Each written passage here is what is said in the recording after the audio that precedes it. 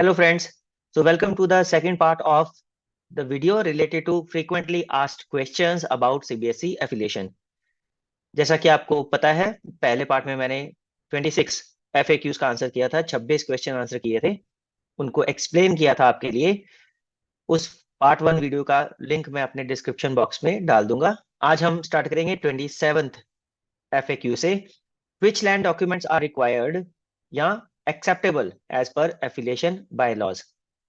दोनों चीजें अलग अलग हैं, जो जरूरत है और जो एक्सेप्टेबल है, जो एक्सेप्ट हो सकते हैं। बहुत इंपॉर्टेंट क्वेश्चन है ये, बिकॉज बहुत से स्कूल्स ऐसे हैं जिनको अथॉरिटीज को पता नहीं होता कि कौन कौन से डॉक्यूमेंट्स उनको एफिलिएशन के लिए अप्लाई करने से पहले तैयार करके रखने हैं। ये डॉक्यूमेंट्स आपके before you apply for affiliation उससे पहले ही रेडी होने चाहिए। All the land title documents should be in the name of the school or society or trust or company running the school. It depends कि आप school कैसे चला रहे हैं, डायरेक्ट चला रहे हैं स्कूल के नाम पर या सोसाइटी के नाम पर या ट्रस्ट के नाम पर या कंपनी के नाम पर। सारे के सारे डॉक्यूमेंट उसी के नाम पर होने चाहिए, फिर वो चाहे ट्रस्ट हो या सोसाइटी या company. In case of the ownership, the land title document is sale deed या फिर conveyance deed, gift deed, lease deed, sub lease, allotment letter etcetera. अगर आपके पास ओनरशिप है, आप मालिक हैं अपने स्कूल की जमीन के, तो उस केस में आपके पास इनमें से कोई ना कोई डॉक्यूमेंट जरूर होना चाहिए। चाहे आपने किसी से खरीदा है तो सेल डीड होना चाहिए उसके लिए आपके पास, या फिर कन्वेंस या किसी ने आपको गिफ्ट किया है तो आपके पास गिफ्ट डीड होना चाहिए।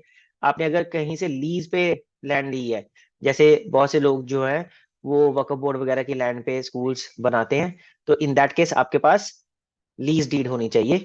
अगर किसी अथॉरिटी ने आपको लैंड अलॉट किया तो अलॉटमेंट लेटर एटसेट्रा होना चाहिए आपके पास।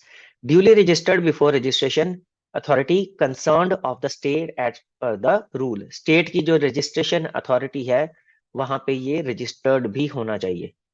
For further details the school में refer to the rule number 3.8 of affiliation bylaws 2018। 3.8 rule आप देख लीजिएगा अच्छी तरह से। नेक्स्ट क्वेश्चन है, what are the validity period of lease या सब डीड एटसेट्रा। अगर लीज पर है लैंड, ओनरशिप नहीं है, तो फिर क्या वैलिडिटी पीरियड होना चाहिए। In case of lease, sub lease, the lease deed of the land building should be duly registered before concern registration authority of the state and should be for a minimum period of 15 years. अगर 15 साल से कम की lease है आपकी land की, तो CBSE आपको affiliation नहीं देगी। The period of validity of lease or any other document of property should be such that it guarantees the enjoyment of lawful rights over the land for a continuous period of 5 years or more from the session for which the application for initial affiliation has been submitted. जिस session के लिए आप initial affiliation submit कर रहे हैं, उस session से अगले 5 साल तक आपके पास लॉफुल राइट्स होने चाहिए कि आप उस जमीन पर कुछ भी कर सकते हैं। What is the meaning of land certificate? The land on which the school is located should necessarily be continuous single plot of land. एक सिंगल प्लॉट होना चाहिए लैंड का, अलग अलग प्लॉट्स पे वो लैंड नहीं होनी चाहिए जिसके लिए आप एफिलिएशन अप्लाई करें।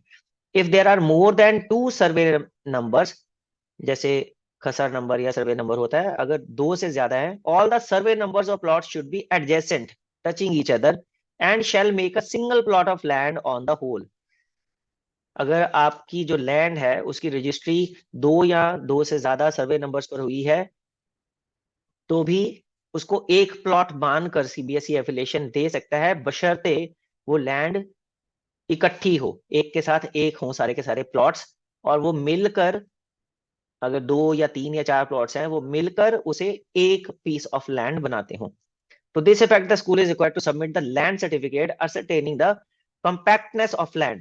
इसी को compactness of land बोलिए CBSE, as per Appendix 10 of Circular 3/2021 dated 5/3/2021. What would be the minimum size of classrooms and laboratories? बहुत इंपॉर्टेंट क्वेश्चन है ये, बिकॉज कुछ स्कूल्स ऐसे हैं जिनको साइज नहीं पता होता क्लासरूम और लेबोरेटरी का, और वो छोटे साइज की लेबोरेटरी या क्लासरूम बना लेते हैं। फिर जब उसके बाद इंस्पेक्शन टीम आती है तो वो एफिलिएशन अप्रूव नहीं करती, उसे रिजेक्ट कर देती है। School should have classrooms and maths laboratory with minimum size of 8 metre into 6 metre. 8 by 6 metre यानी कि अप्रोक्सीमेटली 500 स्क्वायर फीट का जो है वो क्लासरूम्स का और मैथ्स लेबोरेटरी का साइज होना चाहिए। अब इसमें सीबीएसई आपको चॉइस दे देती है कि आप लेंथ वाइज थोड़ा ज्यादा रखना चाहते हैं या विड्थ वाइज, बट एडवाइजेबल है कि आप लेंथ वाइज थोड़ा सा रूम साइज ज्यादा रखिए। वाई? बिकॉज जो आजकल सीबीएसई बोर्ड क्लासेस में सीटिंग प्लान देती है उसमें 8 बेंचेस इन अ रो लगाने के लिए बोलती है। 8 बेंचेस की 3 रोज, 24। तो इसके हिसाब से आपके पास सीटिंग अरेंजमेंट होना चाहिए। 24 डेस्क आपके लग पाए एक रूम के अंदर, और उसमें से भी 8 एक लाइन में हो। तो इस हिसाब का आपका कुछ सीटिंग अरेंजमेंट होना चाहिए। सो 20 by 25 या इसी तरह से 22 by 24 या कुछ आप मल्टीप्लाई करके निकाल सकते हैं जितना आपको लेंथ और ब्रेड्थ चाहिए क्लासरूम्स की, मगर लेंथ वाइज थोड़ा ज्यादा रखिएगा। And other laboratories of approximately 600 square feet.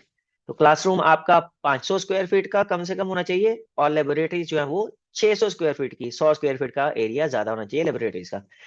There should be one room for each class और सेक्शन। हर क्लास के लिए एक रूम होना चाहिए आपके पास। Minimum floor space should be at least 1 square metre per student, which is to be verified by the inspection committee.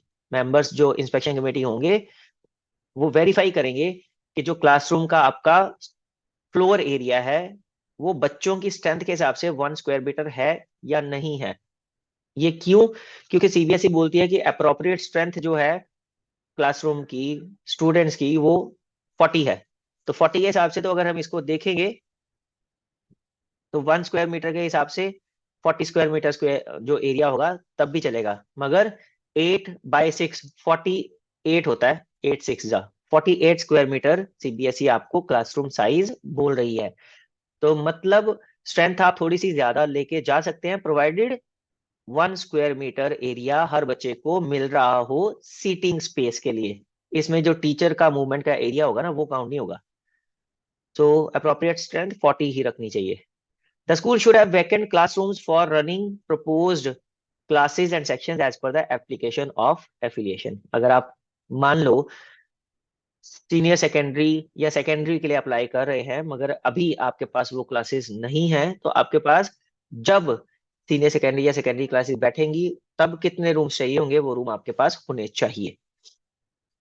Next is what are the facilities available in school library. Library में आपके पास क्या क्या होना चाहिए? School should have library with minimum size of 14 metre into 8 metre, fully equipped and with reading room facility and other resources to cater to the strength of students in the school। 14 by 8 metre ये laboratory का size है जो आपको ensure करना है before applying for affiliation. Also the library should have sufficient number of as appropriate books on all subjects in its stock. Next, what would be the optimum enrolment of students? कितने student होने चाहिए आपके पास? The number of students in the class should not be very large. The optimum number in a section of a class is 40। 40 student होने चाहिए एक class में, optimum number यही है सीबीएसई की तरफ से।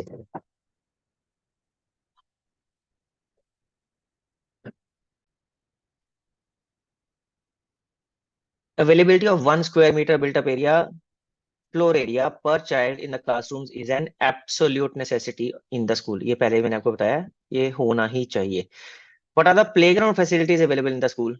प्लेग्राउंड कैसी होनी चाहिए आपके पास? Adequate ground to create outdoor facilities for at least 200 metre athletics track. 200 metre का ट्रैक बन सके आपकी स्कूल की ग्राउंड में, इतना आपके पास ग्राउंड एरिया होना चाहिए। Facilities for kabaddi, kho kho, volleyball, basketball etcetera, जो भी गेम्स आप ऑफर करने जाते हैं बच्चों को, उसके हिसाब से आपके पास कोर्ट बनाने के लिए भी ground other than 200 metre athletic track होनी चाहिए। In case where the affiliation has been granted on relaxed land norms, the outdoor facilities shall be proportional to the available land। जो एक पिछला मैंने वीडियो बना के बताया था जिसमें 2 एकड़ से कम लैंड हो तब भी एफिलिएशन मिल सकती है विद सम कंडीशंस। वो वीडियो भी आपको लिंक मैं डिस्क्रिप्शन बॉक्स में दे दूंगा, देख लीजिएगा। उसके हिसाब से रिलैक्स्ड लैंड नॉर्म्स रखे गए हैं, तो वहां पे प्रोपोर्शनल फैसिलिटीज होनी चाहिए। जितनी लैंड है उसके हिसाब से प्रोपोर्शनल। अगर 200 मीटर में सीबीएसई एक्सपेक्ट करिए कि 200 मीटर का ट्रैक होना चाहिए और बाकी कोर्ट होने चाहिए, तो उसके हिसाब से बाकी अगर लेस देन 2 एकड़ लैंड पे सीबीएसई एफिलिएशन अलाउ कर रही है तो उसके अकॉर्डिंगली प्रोपोर्शनल वो चाहेगी कि फैसिलिटीज मिले बच्चों को खेलने के लिए। What are the facilities available in the school laboratories? Laboratories में क्या क्या होना चाहिए आपके पास? School laboratories which include composite science lab और and separate physics chemistry and biology lab. ये पहले का क्लॉज था जब सीबीएसई कंपोजिट लैब और separate physics chemistry biology lab allow कर देती थी। मींस जब सीनियर सेकेंडरी तक एफिलिएशन मिल जाती थी तो स्कूल्स कंपोजिट लैब बनाने की बजाय फिजिक्स केमिस्ट्री और बायोलॉजी की सेपरेट लैब्स बना लेते थे और कंपोजिट लैब नहीं बनाते थे। मगर रिसेंटली एक सर्कुलर सीबीएसई ने इशू किया था जिसके अकॉर्डिंगली कंपोजिट लैब होना मैंडेटरी है एक स्कूल के अंदर, specially for classes up to 10th। And computer science lab should have minimum size of 9 metre into 6 metre. जितनी भी लेबोरेटरीज हैं 9 इंटू 6 मीटर का उनका एरिया होना चाहिए अप्रोक्सीमेटली 600 फीट का, स्क्वायर फीट का। How many computers are required in computer lab? The school should have computer science lab with minimum of 20 computers and maintain computer to student ratio of 1:20। अब minimum computer 20 होने चाहिए किसी भी CBSE affiliated school के लिए। मगर अगर students का नंबर बढ़ जाता है तो तब हमें ये इंश्योर करना है कि हर एक पीसी 20 बच्चों के लिए अवेलेबल हो, उससे ज्यादा के लिए नहीं।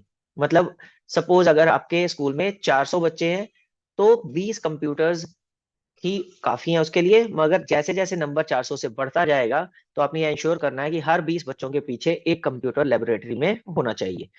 What would be the criteria for boundary wall?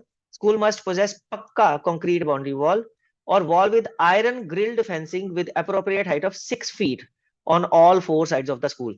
6 feet कम से कम हाइट होनी चाहिए, चाहे तो वो पक्का कंक्रीट बाउंड्री वॉल हो या फिर आपने आयरन ग्रिल्ड फेंसिंग कर रखी हो, मगर 6 फीट से हाइट कम नहीं होनी चाहिए। Who is the authority to issue safety certificates? जो सेफ्टी सर्टिफिकेट सीबीएसई को चाहिए वो कौन इशू कर सकता है? Safety certificate should be issued by competent government authority of state या district. In case of building safety certificate, बहुत इंपॉर्टेंट है ये building safety certificate. The certificate issued by government empanelled engineer with valid copy of license issued by certifying authorities is acceptable। जो engineer आपका building का map बनाएगा उसके पास licence होना चाहिए ये मैप बनाने के लिए। बीटेक इंजीनियर को प्रेफर करते हैं ये। उसके बाद जो सर्टिफाइंग अथॉरिटी है गवर्नमेंट की, जैसे पीडब्ल्यूडी होता है, वो अथॉरिटी उस मैप को सर्टिफाई करके आपको बिल्डिंग सेफ्टी का सर्टिफिकेट इशू करेगी, वो चाहिए आपको। What is the meaning of commercial activities in the school? बहुत से स्कूल्स कमर्शियल एक्टिविटीज करते हैं, सीबीएसई उन्हें मना करती है। क्या है commercial activities? Multiple use of school building is allowed for the limited purpose of promotion of education and skill development including vocational education, but schools shall not use its building and infrastructure for any commercial activity। मतलब आप सिर्फ skill development purpose से या vocational education purpose से अगर अपने school की building को यूज करना चाहते हैं ड्यूरिंग या आफ्टर स्कूल आवर्स तो सीबीएसई अलाउ करती है। मगर आप अपने स्कूल की बिल्डिंग का और किसी तरीके से पैसे कमाने के लिए इस्तेमाल नहीं कर सकते। सपोज आप रेंट पे किसी को रूम्स वगैरह नहीं दे सकते, या कुछ स्कूल्स मैरिज पर्पज से अपने स्कूल रेंट पर दे देते हैं, वो भी आप नहीं कर सकते।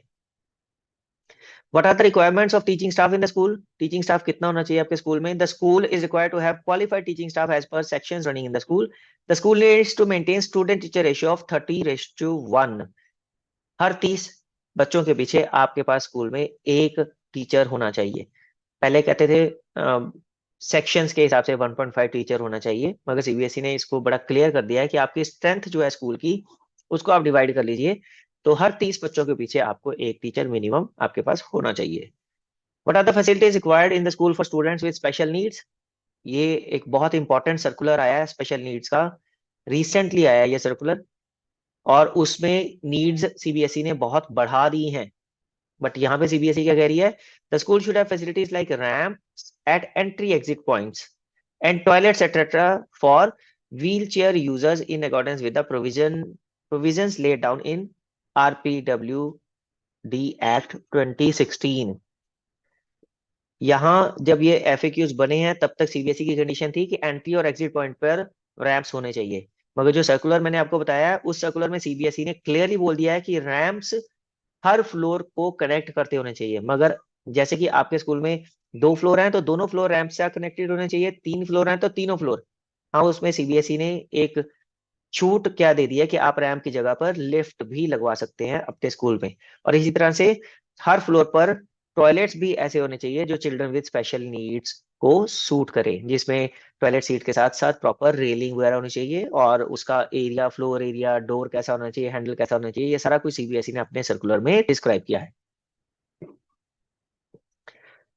Inspection, what are the academic parameters which inspection committee will verify. ये बहुत फोकस है सीबीएसई का इन एकेडमिक पैरामीटर्स के ऊपर।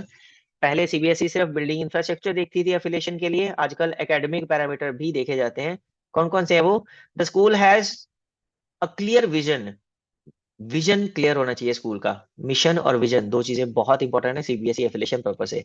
That is communicated to all the stake holders through website, almanac etcetera. आपका विजन हर जगह पे विजिबल होना चाहिए, किस वजह से आपने स्कूल बनाया है, क्यों बनाया है, क्या करना चाहते हैं स्कूल बनाकर आप, आपका स्कूल बच्चों के लिए क्या खास चीज करेगा। The school has an annual development plan for all aspects related to the school। एक annual development plan होना चाहिए जिसमें हर aspect टच किया हो स्कूल का, कैसे डेवलप करना चाहते हैं आप अपने स्कूल को। Principal or the school leader understands the new circulars, practices and applies them in the school। जितने भी सर्कुलर नए आते हैं उनको वो पढ़ता भी हो, प्रैक्टिस भी करता हो और अप्लाई भी करता हो स्कूल के अंदर। स्कूल प्रिंसिपल के लिए ये खास तौर पे इंस्ट्रक्शन है। टीचर्स हैव एनुअल या term wise academic plans. Annual plan बनाएं, चाहे उसे टर्म में डिवाइड करके टीचर्स को दें या टीचर्स खुद से बनाएं, ये टीचर्स के पास कॉपी होना जरूरी है। Teachers are conversant with effective and innovative pedagogical practices. जो लेटेस्ट पेडागोजिकल प्रैक्टिसेस हैं, टीचिंग से रिलेटेड जो भी प्रैक्टिसेस हैं, उनके साथ टीचर्स वेल वर्स्ड होने चाहिए, कन्वर्सेंट होने चाहिए।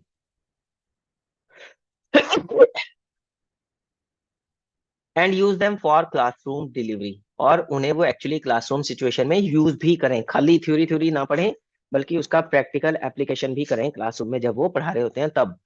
Varied forms of assessment are used to attain learning outcomes. CBSE learning outcomes एक डॉक्यूमेंट है जो आपको सीबीएसई वेबसाइट पर मिल जाएगा, एनसीईआरटी की वेबसाइट पर भी मिल जाएगा। उन आउटकम्स को अचीव करने के लिए जो असेसमेंट आपने करनी है वो डिफरेंट तरह की होनी चाहिए, वेरिड फॉर्म ऑफ असेसमेंट होनी चाहिए।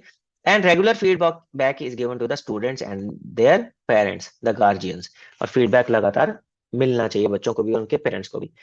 तो लर्निंग आउटकम्स पे फोकस कीजिए, उसके बेसिस पे फॉर्म्स ऑफ असेसमेंट पे फोकस कीजिए, और जो असेसमेंट आप करते हैं उसके बेसिस पे फीडबैक आप बच्चों को और उनके पेरेंट्स को देते हैं कि नहीं देते, ये इंस्पेक्शन कमेटी वेरीफाई करेगी। School conducts student enrichment activities to develop 21st century skills and real life competencies. ये 21st सेंचुरी स्किल एक अपने आप में बहुत इंपॉर्टेंट टॉपिक है। इसके ऊपर एक वीडियो आपको मेरे चैनल पर मिल जाएगा। हमारे चंडीगढ़ की डिस्ट्रिक्ट ट्रेनिंग कोऑर्डिनेटर है मैडम मोनिका, उन्होंने एक वर्कशॉप कंडक्ट की थी हमारी सहोदय के लिए।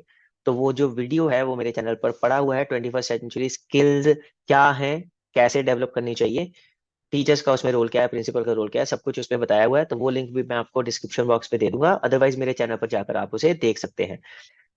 Through it's policies the school promotes health and wellness among the students. Health और वेलनेस पे स्कूल का फोकस होना चाहिए और वो पॉलिसीज में रिफ्लेक्ट होना चाहिए कि आप जो भी पॉलिसीज बना रहे हैं उसका इम्पैक्ट क्या होगा हेल्थ और वेलनेस के ऊपर। Systems are in place for combating emergencies and disasters. कोई भी इमरजेंसीज हो या डिजास्टर हो, उसका सामना करने के लिए आपके स्कूल में सिस्टम्स हैं या नहीं है। कैसे डिजास्टर्स, फॉर एग्जांपल आग लग जाए तो उसके लिए बचाव के लिए फायर सेफ्टी इक्विपमेंट आपके स्कूल में पूरा है या नहीं है, फायर सेफ्टी सिलेंडर्स है या नहीं, अगर हैं तो हर तरह के हैं या नहीं है, हॉर्स पाइप लगा हुआ है या नहीं लगा हुआ, और उसकी प्रॉपर ट्रेनिंग आप अपने अपने स्टाफ को देते हैं या नहीं देते, ये सब चीजें इंस्पेक्शन कमेटी वेरीफाई करेगी। इसी तरह से अर्थक्वेक ड्रिल वगैरह आप करवाते हैं स्कूल में या नहीं करवाते, ये भी सब कुछ वेरीफाई किया जाएगा। School sensitizes staff and all stake holders towards children with special need. आप बच्चों को और स्टाफ को गाइड करते कि नहीं करते कि चिल्ड्रन विद स्पेशल नीड्स अगर आपके स्कूल में है तो उनका आपको अच्छे से ख्याल रखना है, not only physically but emotionally as well. School has provisions for regular professional development of teacher. Regular professional development आप टीचर्स की करवाते हैं कि नहीं करवाते? वैसे भी new NEP and education policy जो है एनईपी 2020, उसके हिसाब से 50 आवर्स की प्रोफेशनल डेवलपमेंट टीचर्स की करवाना जरूरी है हर साल। उसमें से 25 घंटे जो है वो सीबीएसई ही करवाएगी, और 25 घंटे आपकी स्कूल कॉम्प्लेक्सेस वगैरह सहोदयाज वगैरह करवा सकते हैं। School promotes and adopts eco friendly practices, water harvesting, solar lightning, recycling etcetera, ये सब कुछ स्कूल में आप करते कि नहीं करते, ये भी इंस्पेक्शन कमेटी चेक करने वाली है जब वो आएंगे। For further details the school में visit the link at URL. ये यूआरएल एक दिया हुआ है, इसे क्लिक करके आप डिटेल्स ले सकते हैं कि और सीबीएसई जो इंस्पेक्शन कमेटी आएगी वो क्या क्या देखने वाली है आपके स्कूल में आकर। आई विल ट्राई, ये लिंक भी मैं डिस्क्रिप्शन बॉक्स में दे दूंगा, अदरवाइज आप इसको यहाँ से टाइप भी कर सकते हैं। How will the date of inspection be finalize? Date कैसे फाइनलाइज होती, कौन करता है? As per the given below guidelines the school should get the inspection done. Date of inspection to be finalized by the school after taking consent from both inspection committee members. हर एक inspection committee team में 2 members होते हैं, दोनों से school को phone करके consent लेना है, जो डेट दोनों को सूट करती होगी वो स्कूल फाइनलाइज करेगा। School should ensure to freeze the date. Date को फ्रीज करना भी स्कूल का काम है। Date to be selected from the time frame reflected in the progress panel. जो सरस पोर्टल पे प्रोग्रेस पैनल है उसमें टाइम फ्रेम लगातार रिफ्लेक्ट होता रहता है, उस टाइम फ्रेम के हिसाब से ही डेट सिलेक्ट करनी है। ये ना हो कि टाइम आपको मिला है 1 महीने के अंदर अंदर इंस्पेक्शन कंडक्ट करने का और आप 1 महीने के बाद डेट सिलेक्ट कर रहे हैं, तो वो सीबीएसई उसको एक्सेप्ट नहीं करेगी। Report to be submitted on the same day by midnight. जब भी इंस्पेक्शन होती है तो सेम डे रिपोर्ट सबमिट करनी होती है, 12 बजे से पहले पहले, रात को 12 बजे से पहले पहले। What will happen if the inspection of the school does not take place on stipulated date? Suppose किसी भी कारण से अगर सेम डेट जो आपने फ्रीज की थी उस डेट को इंस्पेक्शन नहीं हो पाई तो क्या होगा? In case the inspection committee is ready and the school intentionally fails to get the inspection done। अगर स्कूल इंस्पेक्शन नहीं करवाता, इंस्पेक्शन कमेटी रेडी थी, वो आना भी चाहते थे मगर स्कूल इंस्पेक्शन नहीं करवा रहा, तो to get the inspection done on the stipulated date communicated by the board except for reasons beyond control। कोई ऐसे reasons ना हो जो beyond control हो, इसके अलावा अगर स्कूल नहीं करवा पाया, in the inspection letter the school will be penalized with mandatory monetary penalty of 25,000। 25,000 की पेनल्टी लगेगी स्कूल को अगर स्कूल अपनी जो फ्रीज की थी डेट उस डेट को इंस्पेक्शन नहीं करवा पाया तो। And fresh schedule shall be communicated, और सीबीएसई फिर फ्रेश शेड्यूल बताएगी इंस्पेक्शन का। The above process should be followed till the inspection is conducted as per the date decided by the board। ये साइकिल है जो चलता रहेगा। मान लो 1 बार 2 बार 3 बार आप नहीं इंस्पेक्शन करवा पाए, ऐसा कोई रीजन नहीं था जो बियॉन्ड कंट्रोल हो, तो आपको 25,000 का फाइन लगता रहेगा और आपकी रीशेड्यूल होती रहेगी।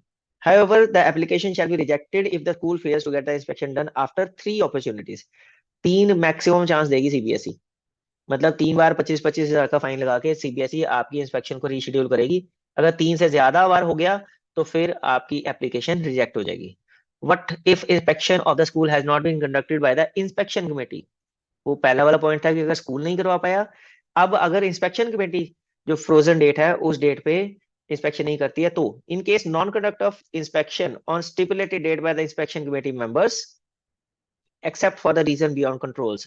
ये क्लॉज फिर से वही है, कोई ऐसे रीजंस ना हो जो बियॉन्ड कंट्रोल हो, तो फिर भी अगर वो इंस्पेक्शन नहीं कंडक्ट करते तो ही और she would be debarred from inspection in that particular calendar year. उस पर्टिकुलर कैलेंडर ईयर में उनको कोई भी और इंस्पेक्शन करने के लिए नहीं मिलेगी, वो कमेटी से बाहर हो जाएंगे। The same would also be communicated to the management of the school for further necessary action against the principal. CBSE school management को भी लिखेगी कि आप अपने प्रिंसिपल के अगेंस्ट एक्शन लीजिए, क्योंकि उन्होंने उसने सीबीएसई की जो इंस्पेक्शन करनी थी वो सही से नहीं की है। How the inspection report will be submitted and reviewed. Inspection report कैसे सबमिट और रिव्यू होती है ये भी आप देख लीजिए। The inspection report should be submitted online and no hard copy is acceptable. ये रिपोर्ट ऑनलाइन ही सबमिट होती है, हार्ड कॉपी कोई भी नहीं भेजनी है, एक्सेप्टेबल ही नहीं होगी। The scrutiny of the inspection committee report shall be done as per parameters decided by CBSE. CBSE के जो भी अपने पैरामीटर्स है उसके हिसाब से स्क्रूटनी होगी इंस्पेक्शन रिपोर्ट की। Decision to grant or not eligible for grant will be based on the scrutiny of data submitted by the school and the inspection committee report। जो भी डाटा स्कूल और inspection committee submit कर रहे हैं उसके basis पर ही decision होगा कि एफिलिएशन मिलेगी या नहीं मिलेगी। What is online feedback form. Inspection committee की रिपोर्ट जब सबमिट होती है उसके बाद एक ऑनलाइन फीडबैक फॉर्म है जो स्कूल ने बना होता है। The school is required to submit online feedback form regarding entire process of inspection. आपके स्कूल में इंस्पेक्शन कमेटी आई, उन्होंने इंस्पेक्शन कैसे की, ये नहीं है कि सिर्फ वही जो भी कहना चाहे और करना चाहे वो कर सकते हैं, वो अपनी मनमर्जी करके आपको उन चीजों के लिए नुकसान नहीं पहुंचा सकते जो एज पर बायलॉज आपकी सफिशिएंट है। तो अगर कुछ गलती या जानबूझकर कोई मैनिपुलेशन इंस्पेक्शन कमेटी करती है तो स्कूल भी एक फीडबैक फॉर्म फिल करके बता सकता है कि ऑनलाइन प्रोसेस जो थी, ये जो इंस्पेक्शन की पूरी प्रोसेस थी, आप ऑनलाइन फीडबैक फॉर्म फिल करके बता सकते हैं कि वो कैसी थी, ठीक थी या नहीं थी। Copy of online feedback form is available in the manual. तो एफिलिएशन मैनुअल में आपको वो कॉपी भी मिल जाएगी। Whether a school gets chance to see the report submitted by the inspection committee। Inspection committee online report submit करती है, जब वो रिपोर्ट सबमिट करती है तब तो कोई एकदम से आपको नहीं दिखाते हैं, वो कॉन्फिडेंशियली होती है। मगर जब एक बार रिपोर्ट सबमिट हो जाए उसके बाद the complete inspection report would be visible to the school on submission of the online feedback form. पहले इंस्पेक्शन कमेटी ने रिपोर्ट सबमिट कर दी, उसके बाद आपने अपना ऑनलाइन फीडबैक फॉर्म सबमिट कर दिया, फिर आप जो है इंस्पेक्शन कमेटी की रिपोर्ट देख सकते हैं, पूरी की पूरी report. What happens if the school is not eligible for grant in affiliation after inspection। अगर आपको एफिलिएशन ग्रांट नहीं की इंस्पेक्शन के बाद फिर क्या होगा। In case where inspection committee does not find the school eligible for grant, the school may submit its feedback or representation against the grounds of non-eligibility online within 15 days in the progress panel।